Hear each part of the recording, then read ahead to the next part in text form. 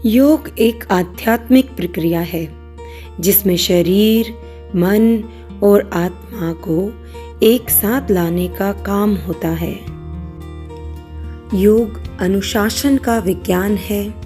यह शरीर, मन तथा आत्मशक्ति का सर्वांगीण विकास करता है।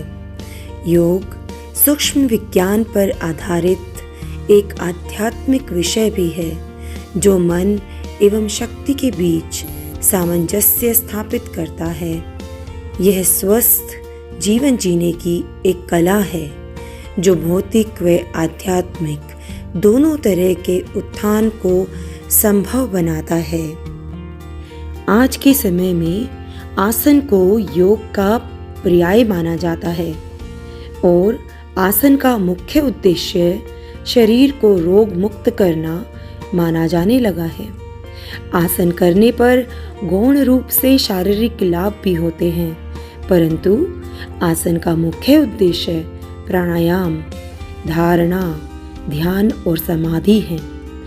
योग के मुख्य 4 प्रकार होते हैं: राजयोग, कर्म योग, भक्ति योग और ज्ञान योग। कर्म योग के अनुसार हर कोई योग करता है। योगा ये नया शब्द है जो आज के समय में हमें सुनाई देता है, परंतु मुख्य रूप से ये शब्द जो है हमारे पुराणों में योग के स्वरूप में लिखा होता है। तो कहीं अगर आप योग और योगा 2 शब्द सुने तो भ्रमित ना होइएगा, ये दोनों एक ही हैं। योग हमारे पुस्तकों में लिखा गया है और योगा हमें आधुनिकता प्रदान करता है। योग की परंपरा भारत में हजारों साल से चली आ रही है। योग दर्शन के प्रणेता महर्षि पतंजलि द्वारा योग सूत्र की रचना से भी उससे पहले से भी है। तो हम कह सकते हैं कि शायद योग सनातन के जैसा ही पुराना एक कहेंगे तो इतिहास है या परंपरा है, या शायद हमारे जीवन को जीने का एक ढंग है। तो महर्षि पतंजलि को जो है योग का पिता भी कहा जाता है। भारतीय संस्कृति में शिव यानी महादेव, बम भोले, कैलाशपति को पहला योगी माना गया है। उनके उसी स्वरूप को हम योग अभ्यास में धारण करते हैं और कोशिश करते हैं कि अपने मन को पूरी तरह से चिंतन में, योग साधना में और आध्यात्म के द्वारा एकाग्र करते हुए अपनी सांसों को, अपनी इंद्रियों को, उन्हें अच्छी तरह से जो है एकाग्र कर सकें और उन पर अपने ध्यान को केंद्रित कर सकें। इन्हीं ज्ञानेंद्रियों को जब हम महसूस करते हैं तो ही हम अपने स्वभाव को, अपने इच्छाओं को और कहें तो अपने चंचल मन को एक जगह पर बांध पाते हैं और अपने शरीर में होने वाले परिवर्तन और अपने शरीर की ऊर्जा को सही रूप में, सही दिशा में संचालित कर पाते हैं। तो महादेव को ही योग विज्ञान की नींव डालने वाले प्रथम योगी के स्वरूप में हम जानते हैं और स्वीकार करते हैं। योग शरीर और मन की संतुलित अवस्था है। योग भावनाओं की संतुलित वह अवस्था है जिसमें हमारे विचार हमारे बंधन में बंध जाते हैं और हमारा मन इधर उधर भागने की कोशिश तो करता है पर भाग नहीं पाता है। योग विचारों और बुद्धि की संतुलित अवस्था को भी माना जाना चाहिए, क्योंकि अगर आप योग करते हैं और आप मेडिटेशन जिसे कहते हैं, अगर आपने अपनी एकाग्रता को समुचित अपने नियंत्रण में कर लिया तो यकीन मानिए आप जो करना चाहते हैं, जो याद करना चाहते हैं या अपने बुद्धि के पल का प्रयोग करना चाहते हैं, उसमें अवश्य ही आपको सफलता मिलेगी। योग व्यवहार की संतुलित अवस्था भी है, क्योंकि आपके शरीर का एक एक अंग, हर एक इंद्रिय और साथ ही साथ आपके शरीर की हर एक भावना आपके एकाग्र मन, चिंतन और उस एक बिंदु पर ठहर जाएगी जहाँ पर आप उसे लेकर आना चाहते हैं, और आपको वो सभी परिणाम उपलब्ध होंगे, वो सभी परिणाम आपको मिल जाएंगे जो आप अपने शरीर को नियंत्रित करते हुए अपने मन में लाना चाहते हैं, शरीर में लाना चाहते हैं। वो सभी परिवर्तन आपको अवश्य दिखाई देंगे। हो सकता है इसमें कुछ समय लगे, परंतु जब बार बार हम प्रयास करते हैं तो प्रयास करने का परिणाम अच्छा ही आता है और वो आप सफल हो ही जाते हैं। योग एक अभ्यास है जो शरीर, सांस और मन को जोड़ता है। यह समग्र स्वास्थ्य में सुधार के लिए शारीरिक आसन, श्वास अभ्यास और ध्यान का उपयोग करता है। हजारों साल पहले योग की एक आध्यात्मिक अभ्यास के रूप में विकसित किया गया था। आज अधिकांश पश्चिमी लोग भी योग करते हैं, व्यायाम या तनाव कम करने के लिए ही सही, परंतु विश्व भर में भारतवर्ष की ये देन अब पहचान बना चुकी है और हर एक कोने में योगा डे, योग दिवस के रूप में 21 जून को हर साल विश्व के हर कोने में इसे मनाया जाता है। ये खैर एक दिन की बात नहीं है, ये तो हमारा जीवन जीने का एक ढंग है, ये एक प्रक्रिया है, इसे सतत चलना चाहिए। तो जीवन में अपने हर एक किसी भी आप लाइफस्टाइल को आप जीते हैं उसमें इसको लीजिए, चाहे सूक्ष्म योग करिए, चाहे आप इंटेंस योग करिए, चाहे आप हल्का फुल्का योग करिए, चाहे आप पूरे दिन में किसी भी समय करिए, लेकिन इसे अपने जीवन का एक भाग बनाइए। इसी से आप अपने जीवन में सकारात्मक ऊर्जा का संचार कर पाएंगे, जिससे आपके मन में, आपके शरीर में, आपकी ऊर्जा में, आपके जो भी आप इच्छाएं रखते हैं उनमें धीरे धीरे करके वो परिणाम साकार होंगे जो आप इच्छाएं रखते हैं, जो आप देखना चाहते हैं, क्योंकि अंत में आपका व्यक्तित्व एक सकारात्मक व्यक्तित्व में परिवर्तित हो जाएगा और जैसा आप सोचते हैं ये विश्व बिल्कुल वैसा ही आपको दिखता है। तो जब आपका मन स्वस्थ होगा और अच्छे विचार आएंगे तो आप अच्छी ही चीज़ों को जो है देख पाएंगे, उन्हीं पर अपना ध्यान लगा पाएंगे और वैसे ही हम बन भी जाएंगे। जहाँ तक योग की उत्पत्ति का प्रश्न है, योग की उत्पत्ति हिंदू धर्म से जुड़ी हुई है, जिसे प्राचीन स्वरूप में सनातन धर्म भी संज्ञान दिया जाता है। योग अस्तित्व में सबसे पारंपरिक शारीरिक विषयों में से एक है। योग व्यक्ति को अनुशासित करता है। यह सभी के लिए सकारात्मक दृष्टिकोण लाता है, हमारे शरीर को स्वस्थ रखता है।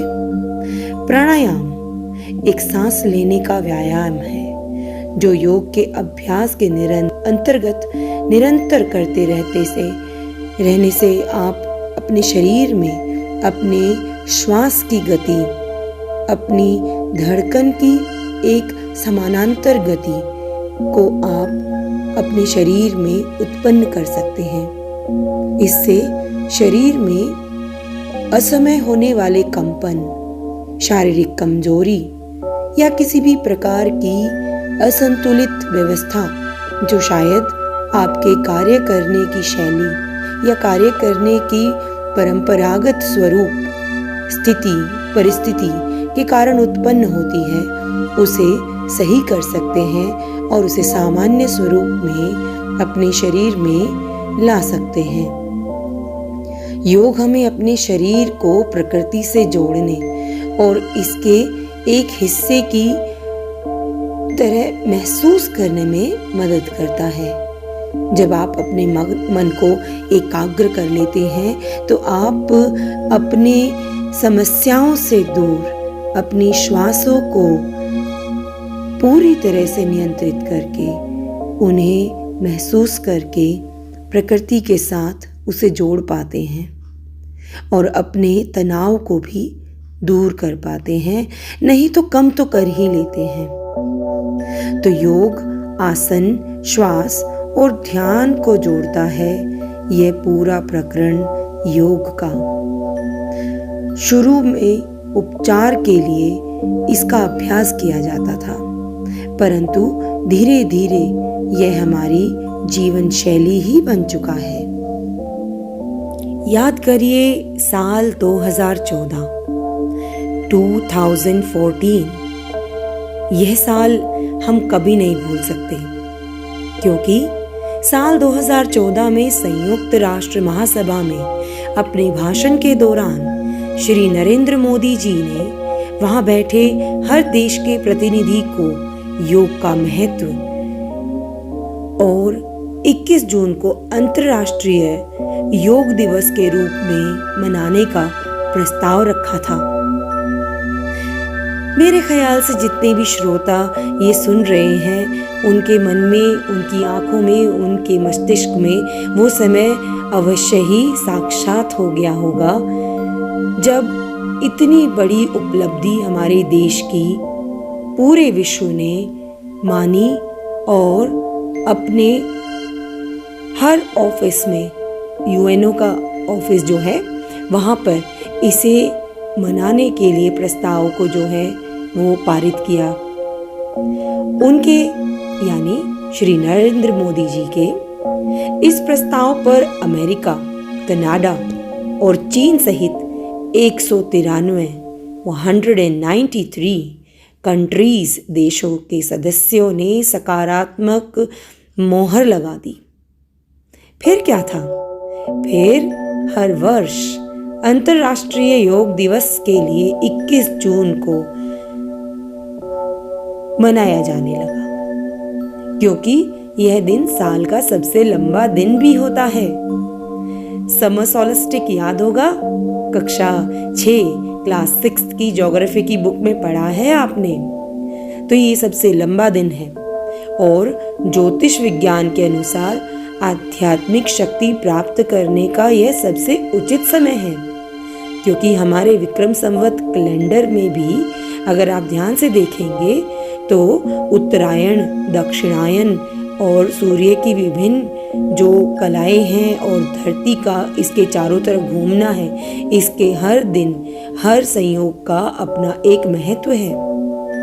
पहला अंतर्राष्ट्रीय योग दिवस राजपथ दिल्ली में श्री नरेंद्र मोदी जी के नेतृत्व में विश्व की कई मशहूर हस्तियों और 35,985 लोगों 35,985 पीपल सबके साथ एक साथ मिलकर मनाया गया था।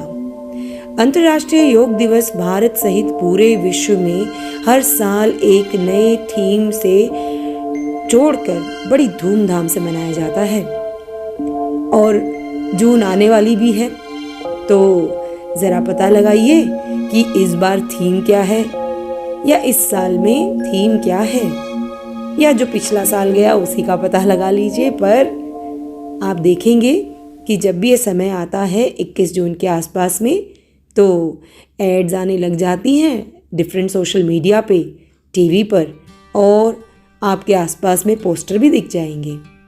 विभिन्न जगहों पर योग शिविर, सेमिनार और योग प्रशिक्षण कार्यक्रम की आयोजन आपने देखे होंगे ध्यान से। खैर, ये लगातार भी चलता रहता है, लेकिन 21 जून के आसपास में थोड़ा सा आपको आयोजन ज़्यादा दिखे। लोगों को जीवन में योग का महत्व समझाया जाता है। योग शरीर और मन दोनों को ही स्वस्थ रखता है। शरीर में आत्मविश्वास और सकारात्मक ऊर्जा का संचार, जैसे दौड़ दौड़ के एकदम अपने उच्चतम स्तर तक भर देता है। और साथ ही साथ एक और भावना जो है बड़ी हम में आ जाती है भारतीयों में, और वो है आत्मसम्मान की, पहचान की। विश्व धीरे धीरे अब उस स्वरूप में आ रहा है जब भारत को विश्व गुरु के रूप में जो है माना जाने लगा है। ना सिर्फ योग बल्कि योग का इतिहास, प्राचीनता, ये भी अपने आप में बड़ी बात है। हम विश्व की सबसे पुरानी प्राचीनतम सभ्यताओं में से हैं। योग के कारण शरीर जो है वो रोग का स्थान नहीं बन पाता, तो योग रोग को दूर कर देता है। हमें योग के महत्व को समझते हुए अपने जीवन में हर दिन योग करना चाहिए। इसके अलावा बहुत सारे महानुभव हैं आपके आसपास। आप एक व्यक्ति को तो अवश्य जानते होंगे जो कुछ समय पहले जो है उतने नहीं जाने जाते थे, पर सुबह 4 बजे उनका प्रोग्राम आता था और 4 बजे योग करने के लिए उठाने वाले ये पहले ही व्यक्ति हैं जो हमें स्मरण होंगे। मैं किसकी बात कर रही हूँ ये कमेंट सेक्शन में बताइएगा, क्योंकि 2014 के बाद जो है हमने कुछ ज़्यादा ही उनको देखा है। एक मोदी जी को देखा और एक इनको देखा जो भगवाधारी हैं। और आप बताएंगे सुबह 4 बजे टीवी पर ये योग करने के लिए जो है बाबा जी आ जाते थे। आप नाम बताइएगा कमेंट सेक्शन में। बहुत ही आसान है वैसे, क्योंकि इन्होंने पतंजलि जैसा एक बहुत बड़ा जो है ब्रांड।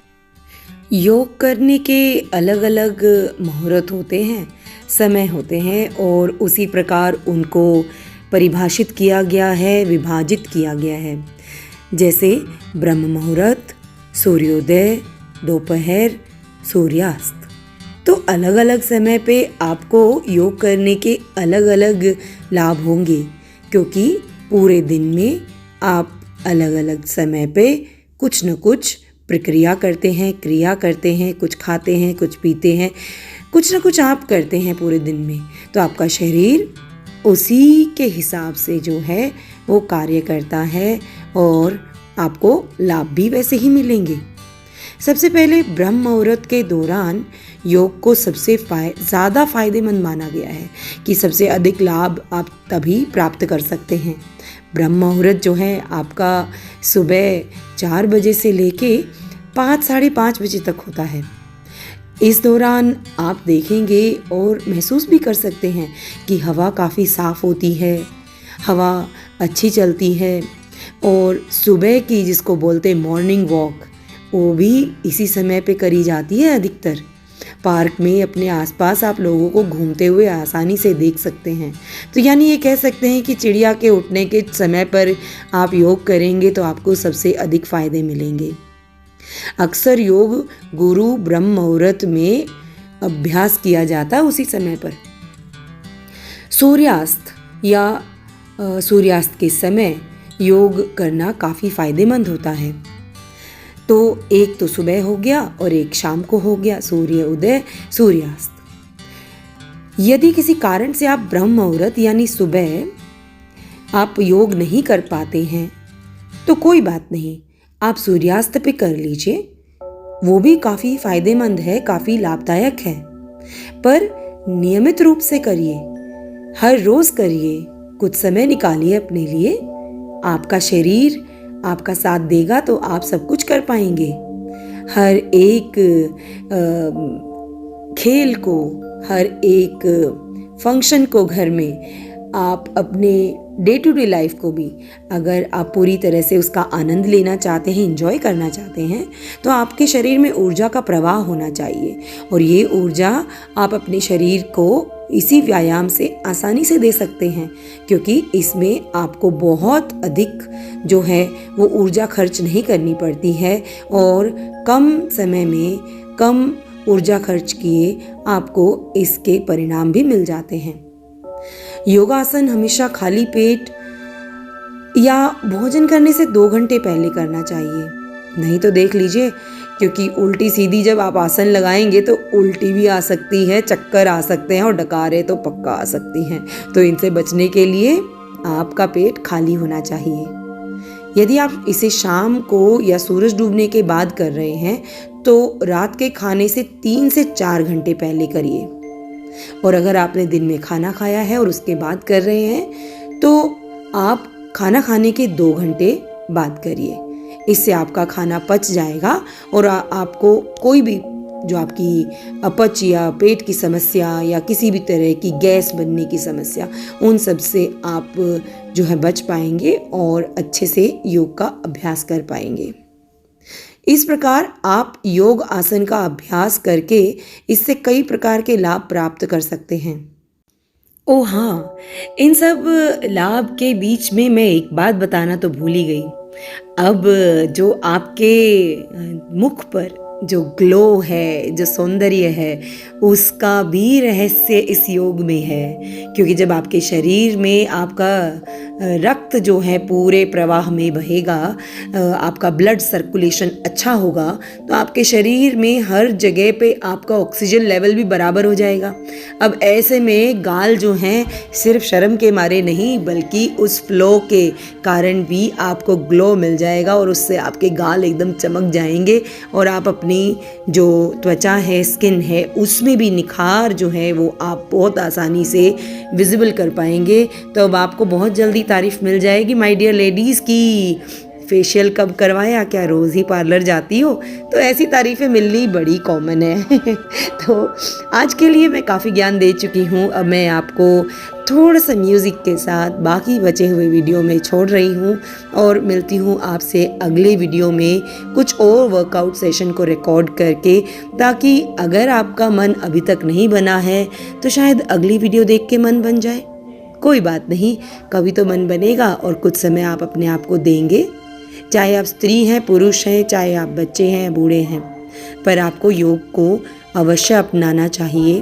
और ये तो हमारा ही घर का है भाई, किसी से सीखना थोड़ी ना है। बाहर किसी विदेशी उस पे क्या बोलते हैं वो कॉपीराइट भाई, या फिर कहें तो जो आपको कोई भी निशान जो आपको विदेशों की याद दिलाता हो, ऐसा कुछ नहीं है।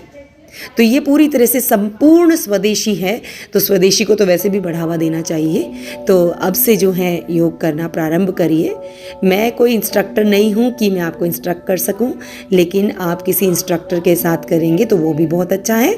नहीं तो छोटे मोटे जो हैं तो वो आप किसी से भी प्रेरणा लेकर, या आपके घर में कोई करता है तो उसके साथ भी आप ये योग का अभ्यास कर सकते हैं, सीख सकते हैं। सबसे ज़्यादा अच्छा रहेगा अगर आप किसी प्रॉपर क्लास में या ट्रेनर से लीजिए, क्योंकि वो आपको बहुत अच्छे तरीके से आपको आपको केयर करते हुए वो सिखा पाएंगे। फीमेल मेल योगा ट्रेनर आजकल काफ़ी हैं और सबसे अच्छी बात हमारी सरकार योग को बहुत सपोर्ट करती है। तो हर लेवल पे सरकारें स्कूलों में भी इसको इंट्रोड्यूस करती हैं और कम्युनिटी के अंदर भी इसको प्रैक्टिस करवाती हैं। तो इस योगा डे से ही सही या जो भी ओकेजन आ रहा है उससे आप इसको शुरू कर लीजिए।